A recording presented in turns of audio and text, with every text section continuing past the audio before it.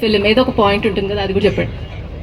So బేసిక్గా అన్నీ ఇప్పుడే చెప్పేస్తే తర్వాత ఇంకా అప్పుడే మాట్లాడడానికి ఉండదు కదా.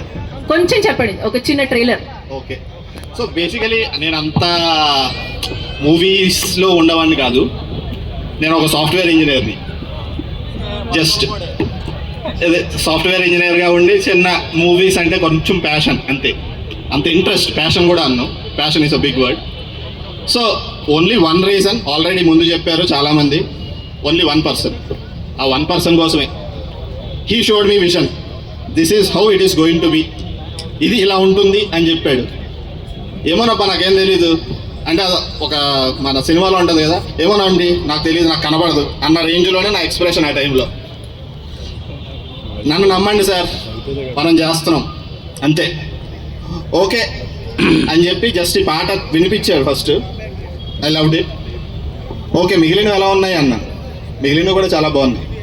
దాని తర్వాత మామూలుగా ఇంక అక్కడి నుంచి జర్నీ స్టార్ట్ అయ్యింది. So we went on with it and finally we are here. ఇవాళ ఇక్కడ ఉన్నాం. ఫస్ట్ సాంగ్ లాంచ్ అవుతుంది అండ్ ఖచ్చితంగా ఇవాళ నుంచి ఇది హైదరాబాద్ యాంథమ్ అని కూడా ఖచ్చితంగా అంటారు.